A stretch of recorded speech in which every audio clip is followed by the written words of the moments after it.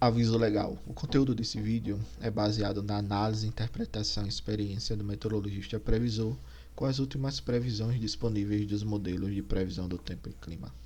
Qualquer uso da opinião expressa sobre as previsões do tempo e clima neste vídeo para a tomada de decisão de terceiros exime o meteorologista previsor da responsabilidade sobre a mesma.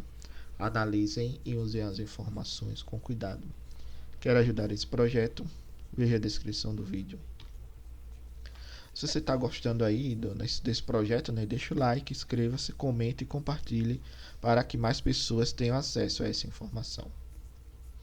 Então vamos dar uma olhada na nossa previsão diária de hoje, do dia 1/7 de 2021. Então, observando o acumulado de precipitação dos últimos 3 dias, a gente viu que teve ainda um bom acumulado aí pela passagem da frente entre os dias 28, 29 e 30 aqui na região centro-sul. Porém, a partir de hoje, né, já começa a ter o tempo seco dominando na maior parte do país.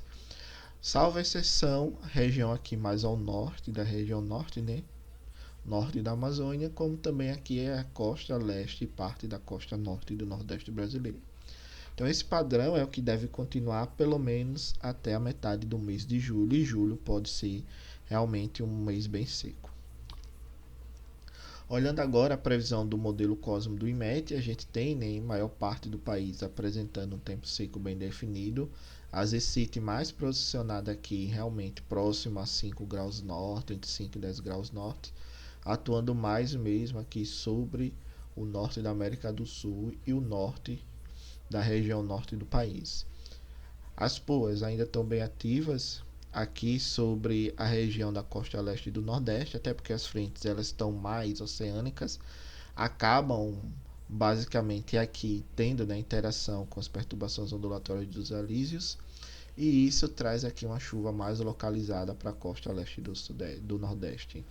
Ainda tem alguma chuva ocorrendo aqui na costa norte e nordeste também, principalmente pelas zonas de leste, e a separação aqui, né, de alguns sistemas da ZCIT, mas a maior parte do país realmente apresentando ainda um tempo seco bem definido.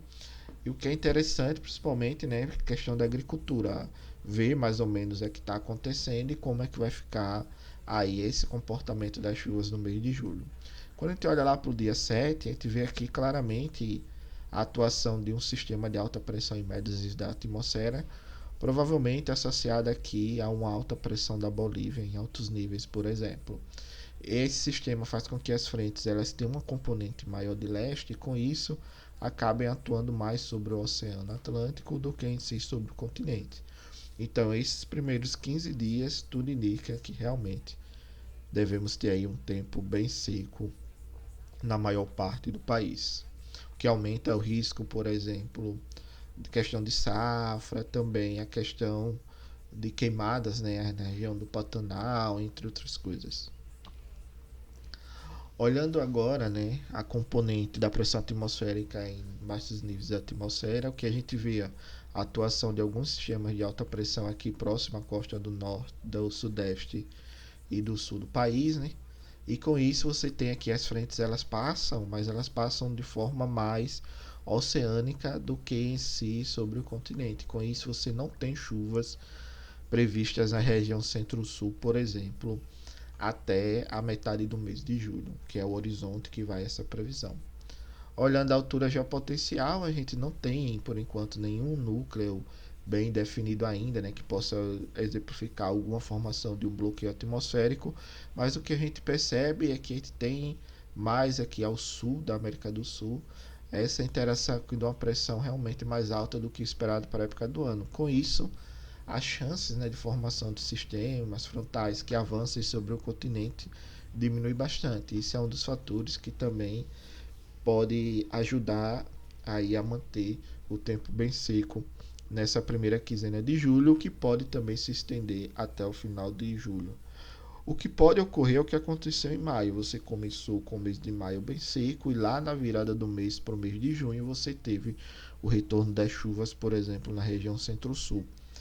E julho pode acontecer o mesmo. Você tem aí um julho bem seco, né, como está sendo previsto, e com isso na virada do mês você tem aí uma possibilidade de ocorrência de alguma chuva. Mesmo assim, como a gente está aí no inverno, né, a gente teria essa chuva retornando só para a região centro-sul. Então, a manutenção de alguma chuva aqui na costa leste do Nordeste e aqui mais ao norte da região norte, mas assim, nada de chuva prevista pelo menos aí até o fim da primeira quinzena de setembro na região central do país. Já que normalmente, né, o período chuvoso ele se inicia lá para o final de setembro, início de outubro. Olhando a previsão do modelo de IFS, o que a gente vê é a continuidade das chuvas aqui na costa leste do Nordeste e alguma chuva ainda na costa do Sudeste, mas no grosso modo mesmo, chuvas na costa leste, norte do Nordeste, também aqui na região norte da região norte do país, por exemplo, pegando mais o norte da Amazônia, mas a maior parte do país ainda apresentando um tempo bem seco, pelo menos nesses primeiros 15 dias do mês de julho.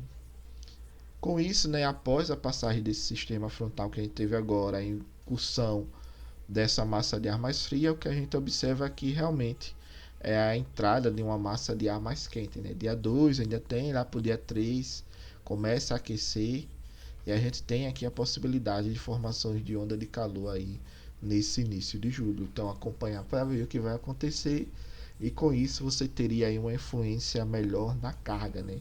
Você poderia ter um aumento de carga, por exemplo, influenciado por essa perspectiva dessa primeira quinzena de julho mais quente do que a normal climática. Observando agora a questão do armazenamento de água no solo, a gente tem, né, como a gente está ficando bem seco mais na região centro-sul, essa diminuição cada vez mais e mais desse armazenamento. A gente já está realmente em um período de crise, a gente está passando pelo pior ano do histórico, né, hidrológico aí dos últimos 91 anos registrados, que a gente tem aí essa série histórica. Então a tendência agora é realmente a gente ter cada vez mais uma redução desses totais de chuvas na região sul e, como consequência, reduz vazão e reduz a disponibilidade de geração de energia através das hidrelétricas, pelo menos no sudeste e no centro-oeste e na região sul do país, ok?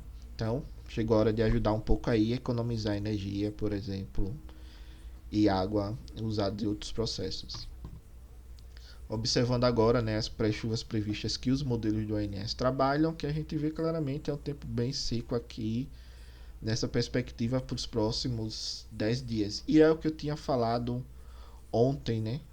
Na verdade, nos vídeos anteriores, que a gente teria nessa modificação cada vez mais ia ficar mais seco, por exemplo, na região centro-sul, e com isso a gente teria esse padrão de tempo bem mais seco na maior parte do país.